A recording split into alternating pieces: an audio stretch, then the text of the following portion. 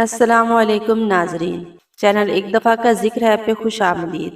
ناظرین محترم، چوتھی مرتبہ سن 413 ہجری میں فاطمید نے اپنے 6 پیروکاروں کو مکہ بھیجا، جس میں سے ایک الحاکم العبیدی تھا، جو ایک مضبوط جسم کا مالک، سنہرے بالوں والا، طویل قد و قامت والا انسان تھا۔ وہ اپنے ساتھ ایک تلوار اور ایک کسنی بھی لایا تھا۔ اپنے ساتھیوں کے بار بار اکسانے پر اس نے دیوانگی کے عالم میں مسلسل 3 ضربیں حجر اسود پر لگائیں، جس سے اس کی کرچیاں ہو گئیں۔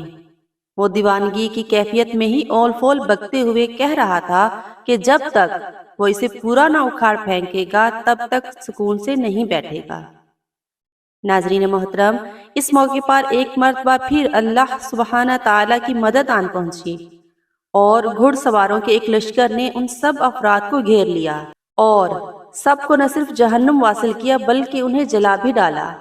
5ویں مرتبہ اسی طرح کا ایک واقعہ سن 990 ہجری میں بھی پیش آیا، جب ایک غیر باشندہ اپنے ہتھیار کے ساتھ مطاف میں آیا اور اس نے حجر اسود کو ایک ضرب لگا دی۔ اس وقت کا ایک شہزادہ نصیر مطاف میں موجود تھا، جس نے اسے ایسا کرنے سے فوری طور پر موت کے گھاٹ اتار دیا۔ ناظرین محترم، بنو نضار نے جب مکہ میں بغاوت کر دی تو بنو مضر نے انہیں وہاں سے نکال دیا۔ بنو نضار کے چند لوگوں نے رات کے اندھیرے میں حجر اسود کو اکھاڑا اور اونٹ پر لاد کر اپنے ساتھ لے گئے۔ کچھ دور جانے کے بعد اونٹ نڈھال ہو کر ہلاک ہو گیا۔ حجر اسود دوسرے اونٹ پر لادا گیا، لیکن کچھ فاصلہ طے کرنے کے بعد وہ اونٹ بھی نڈھال ہو کر مر گیا۔ جب تیسرا اونٹ بھی حجر اسود کو اٹھا کر چلنے میں ناکام ہو گیا تو وہ لوگ حجر اسود کو زمین میں ہی دفن کر کے چلے گئے۔ ان سب کی یہ ساری کارگزاری بنو خزاع کی ایک عورت دیکھ رہی تھی۔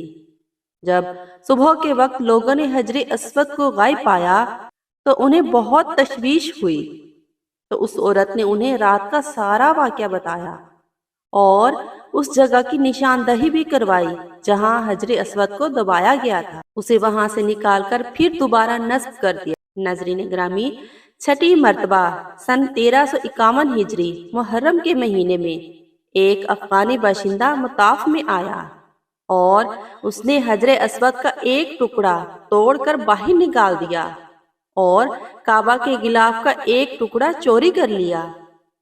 اس افغانی باشندے نے کعبہ کی سیڑھیوں کو بھی نقصان پہنچایا۔ کعبہ شریف کے گرد کھڑے محافظوں نے فوراً اسے پکڑ لیا اور پھر اسے ضروری کارروائی کے بعد موت کی سزا دے دی گئی۔ اس کے بعد 28 ربیع الاول سن 1351 ہجری کو شاہ عبدالعزیز بن عبد الرحمن الفیصل السعود نے اس پتھر کو دوبارہ کعبہ شریف کی دیوار میں نصب کیا جو اس بدبخت افغانی باشندے نے نکال باہر کیا تھا۔ حجر اسود اس وقت ایک مکمل پتھر کی صورت میں موجود نہیں ہے جیسا کہ یہ جنت سے اتارا گیا تھا، بلکہ ظالم و جابر زمانہ نے اس متبرک پتھر کو، جس کا بوسہ دینے کے لیے اہل ایمان کے دل ہر وقت بے چین رہتے ہیں، 8 مختلف ٹکڑوں میں تبدیل کر دیا ہے، جنہیں 1351 ہجری کو شاہ عبدالعزیز بن عبد الرحمن الفیصل السعود کے حکم پر اب ایک خاص خوشبو والے کیمیکل میں، جو خاص حجر اسود کے لیے ہی بنایا گیا تھا، اس میں پیوست کر کے کعبہ کی دیوار میں رکھ دیا گیا ہے۔ اور الحمدللہ ناظرین محترم، یہ حجر اسود آج بھی ہماری نظروں کے سامنے موجود ہے۔ محترم ناظرین، اس چینل پہ ہم اسلامی واقعات ویڈیوز شیئر کرتے ہیں۔ مزید ایسی اسلامی ویڈیوز دیکھنے کے لیے چینل ایک دفعہ کا ذکر ہے کو لائک اور سبسکرائب کیجیے۔